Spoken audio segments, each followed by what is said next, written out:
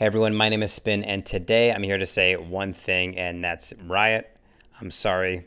People do not like Split. Okay, now hold on. I know there's a lot of Split lovers out there, but hear me out. I took a poll of my subs on YouTube and asked which map people disliked most. Hey, check it out. I'm not gonna waste your time, but I'm just gonna say this one thing. If you like this video, please subscribe. I actually took this poll before Ascent came out and also before they made the adjustments to the middle area on Split. But I actually don't think that makes much of a difference for how people feel about Split. Anyways, here are the results. A whopping 57% of people said that they disliked Split the most, with about an even split on Haven and Bind being 21 and 22%. So just think about that. The hate for Split is over double the hate for Haven or Bind. That's a lot of hate. So afterwards, I asked people why they didn't like Split in particular and got a lot of insightful responses. But to me, it's absolutely clear why people hate Split. It's not because of the settings or because of the aesthetics. It's not because of the ropes. It's because there are 3 choke points. Think about it. This is the most Overwatchy map that you have on Valorant. In Overwatch, maps typically revolve around 1 or 2 choke points, and it's expected that the team compositions will go head to head to see who can come out on top. And while compositions matter in Valorant, people thought that things would be a little bit more different than Overwatch when it comes to the game. But let's take a look at the layout for the 4 maps that we currently have in Valorant. Alright, let's start off with Bind, which I think is a relatively fair map. Let's just start off by counting the number of choke points that we have on Bind. Obviously, we have a choke point here on Belong. We have got a choke point on Hookah. We've got one on A Shore, and we've got one here on Showers. So to me, that's approximately 4 choke points. You can maybe argue that kind of introducing this connector area with the teleport adds another choke point, maybe, but let's just call it 4 for now. And again, I think that this is why Bind is one of the most preferred maps in Valorant right now. It's because you have a fair amount of choke points and you have a new mechanic that's introduced that's actually quite fair and interesting, which is the 2 portals. Okay, let's move on to Haven, which is another map that people consider to be relatively fair. There are some people that really don't like the 3-site layout of Haven, but I think it's a relatively fair map. Let's count the number of choke points here. You've got 1 on C Long, you've got 1 in Garage, you've got 1 in B Middle, you've got 1 in A Short, and you've got 1 here on Banana. Some people might argue that this is a choke point right here, but because it's pretty risky for defenders to peek out from A into A Long, I would not count the A lobby area as being its own choke point. So here on Haven, a relatively congested map with 3 bomb sites, you have 5 choke points, which I feel like give the attackers a lot of room to breathe and coordinate their attacks as they should. So here we've got Valorant's newest map, Ascent, which people seem to like a decent amount. We're still trying to figure out what Ascent is all about. We're still trying to get a feel for it and see how it plays out in the competitive scene. So let's count the number of choke points that we have here on Ascent. You've got 1 here on B main, 1 here on middle, and I would argue that this boiler area and this entire catwalk area is a whole different choke point. Now you might be saying, why is that? They're right next to each other and they have line of sight to each other. The reason is that any character that can deny line of sight can easily split these 2 areas down here and create 2 separate choke points. So for example, you could just do a Viper wall right here, or you could have Brimstone smoke off this area right here, which would kind of separate the bench area from the boiler area and create 2 separate choke points. And then you have the A main choke point right here, which is 4 choke points, which I would consider to be quite fair, just like in Bind. Truthfully, this map is kind of new, and I don't think we've felt it out in the competitive scene enough to really get a good feel for what's happening in Ascent, but my initial reaction is I like Ascent and I think it's quite fair. And lastly, we have Split, which is the most hated map in Valorant. Let's count the number of choke points in Split. You already know the answer, but let's point it out. You've got 1 here in B main, 1 here in middle, and 1 here in A main. 3 choke points. Again, you can make adjustments to the map by opening up middle.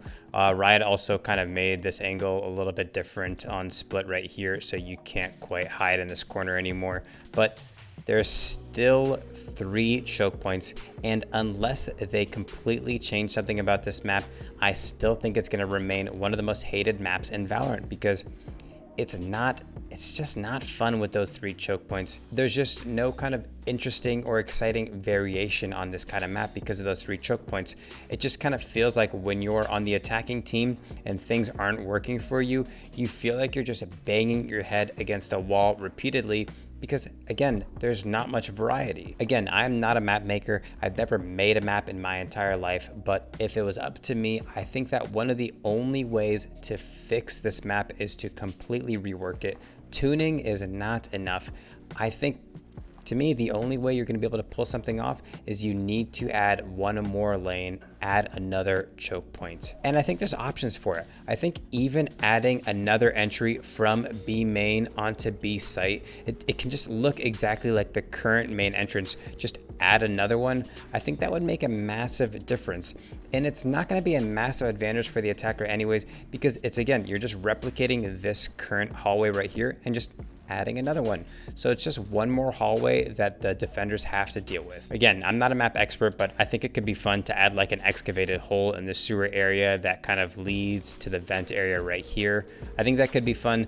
You don't even need to make another lane that is super safe. You could make a really risky lane for attackers, but just adding some other choke point, even a risky one for attackers, I think could really alleviate a lot of the stress that people are having when they play Split. To me, Split does not fit in the map pool of Valorant, and based on the layout, it's clear why that is. Split represents a minor identity crisis within the Valorant dev team, actually. While I welcome the creativity to push the limits of map design in Valorant, as seen by Haven's 3 bomb sites or Ascent's activating garage doors, Split offers nothing exciting and has a poor layout. If Riot wants to fix Split, I say go for it, but opening up the middle area isn't gonna fix the issue here. The only way to fix Split is not by tuning the map, but it's by completely reworking the whole map to begin with, and that includes the layout. I'm no map expert, but adding another lane, even a highly risky one for attackers, could really help make the map way more palatable, especially for new players. Now, this doesn't mean that there isn't fun to be had on Split.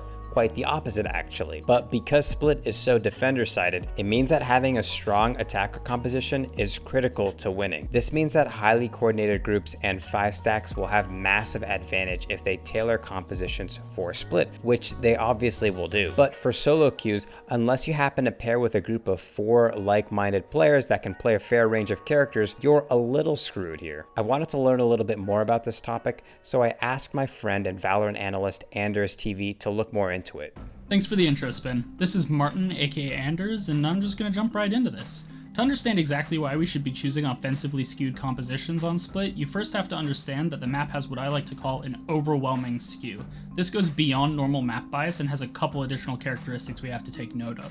The first of which is that it goes beyond favoring a team under normal circumstances. Under normal bias, if 2 evenly skilled teams go up against each other, it means that side A or side B will be favored. In a map with an overwhelming skew, you can have one team be objectively worse than the other and have the skill gap be made up for by just the map alone. The second thing, and this pertains more to compositions, is that the map skew is so strong that you don't have to optimize for the biased side in order to get the result. With a lot of maps, you typically have to choose your composition around the biased side in order to take full advantage of it. If you combine those 2 characteristics for Split, you get a very potent conclusion that drives why we should be choosing offensively skewed comps there, and that's that it will be defensively favored for you almost no matter what you do. You can be slightly less skilled, you can be running an offensively skewed comp, and you will still be favored on defense.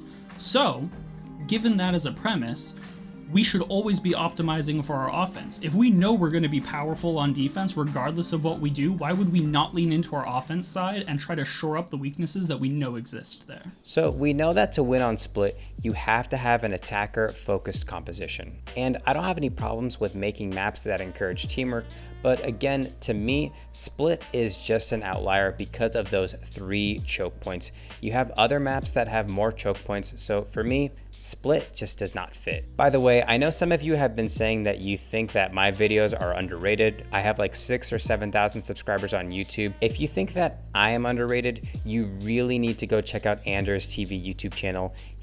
Believe it or not, He's sitting under 1,000 subscribers, and in my opinion, he's one of the best Valorant YouTubers out there because nobody is collecting the kind of data that he's collecting. Nobody is analyzing the pro scene like he's analyzing it. So you need to go subscribe to him. There probably is a button on the top right of the screen that will tell you, where to go. Hey everybody, my name is Spin.